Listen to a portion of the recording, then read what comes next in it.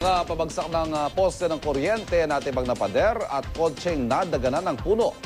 Lamang po yan sa mga pinsala ng bagyong Glenda ang nakuna ng ating mga youth scooper. Balitang hatid ni Von Aquino.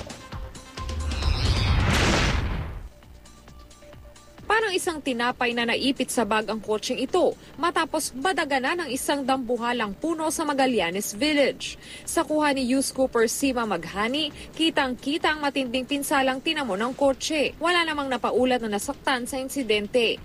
Nakuhanan din ni youth scooper Frank Chunel ang itsura ng Makati sa kasagsagan ng bagyong Glenda kahapon.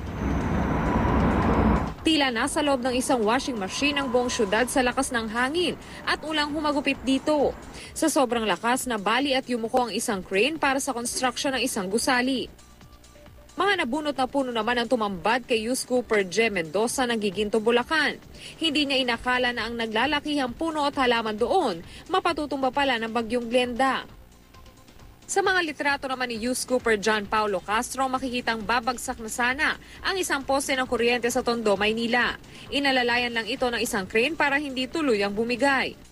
Natibag naman ang isang malaking bahagi ng pader ng isang hotel sa Mandaluyong. Yan naman ang nakuhanan ni youth scooper Richel Torres. Malaking peligro din ang dulot ng mga kable ng kuryenteng binagyo roon. Sa bawat dadaang unos, nariyan ang kwento ng mulit-muling pagbangon. Sa mga nais pang magbahagi ng mga litrato at video ng pagbangon ng inyong lugar mula sa bagyong Glenda, isend lang po yan sa youthscoop@gmanews.tv. Von Aquino, GMA News.